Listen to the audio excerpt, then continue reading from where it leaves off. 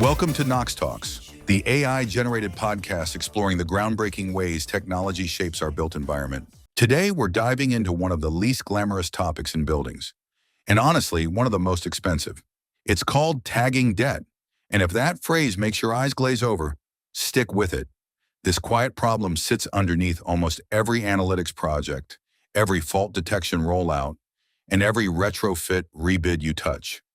Here's the thing. Everybody loves to talk about interoperability. It's the word in every keynote and vendor brochure. But in the real world, interoperability isn't some abstract ideal. It comes down to something far more mundane: metadata, the labels on your data points, what each sensor is, what it's connected to, what it actually means. And in most buildings, that layer is a mess. Think about it. One system calls a point AHU 1 supply air temp. Another calls the very same thing air handler 1 supply temperature. No two contractors tag things quite the same way.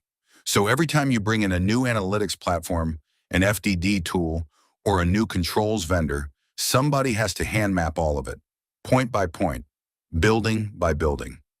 That remapping, that's the debt. You inherited it, you keep paying interest on it, and most of the time, nobody even names it. So how big is this tax? Here's a number that should stop you cold. In 2004, the U.S. National Institute of Standards and Technology studied what poor interoperability costs the capital facilities industry. Their estimate, based on 2002 data, $15.8 billion a year, and they called that conservative. And here's the part that matters for you. About 2/3 of that was carried by owners and operators, and it landed mostly in operations and maintenance, the part you live in every day. That figure's more than 20 years old, by the way.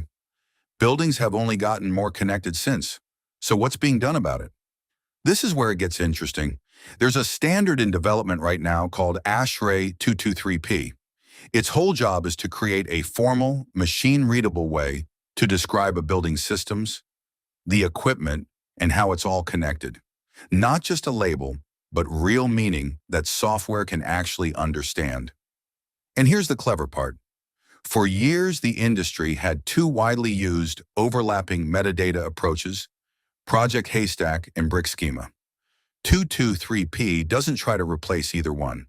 According to the Department of Energy, which helps fund the work, it's being built to formally define those existing schemas and tie them together. A common foundation rather than another turf war. And it's being developed alongside the BACnet community with, the ambitious bit, the goal of eventually becoming an ISO standard. There's an open source tool that comes with it too called buildingMOTIF. It lets you build a semantic model of your building, then validate it. Check whether that model actually contains the information a fault detection routine, a commissioning test, or a machine-readable control sequence would need. That's the quiet game changer. Instead of discovering your data's incomplete halfway through a project, you check it up front. And once the model exists, software can query it and semi-automatically configure itself, which means you can cut down the hand mapping tax every time a new tool comes in, instead of rediscovering every point from scratch.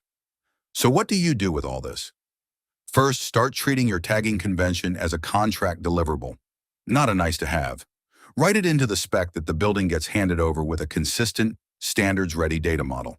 Haystack, Brick, or 223P aligned. Something you own, not something buried in a vendor's proprietary system. Second, next time you're evaluating an analytics platform, ask one blunt question. Can you ingest a standard data model? Or are your people going to hand map every point? The answer tells you a lot about what that relationship will cost you over 5 years. And third, a note of caution, because it's worth being clear-eyed.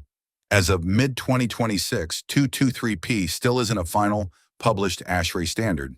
It's moved through formal public review. A second ISC public review ran from April 24th to June 8th, 2026, but it's not settled. So don't lock into a long, rigid contract that treats it as done. Track it closely. Ask your vendors where they stand. Here's the real shift underneath all this, though. For decades, the value in a building's controls lived in the wiring and the boxes. More and more, it lives in the model, in whether your building can describe itself to the next piece of software that walks in the door. The buildings that can do that will be cheap to upgrade, easy to analyze, and ready for whatever comes next. The ones that can't will keep paying that quiet tax, invoice after invoice, wondering why every project runs long. Tagging debt isn't really a technology problem. It's a decision you're making right now, whether you write it down or not. Futuristic lights glow.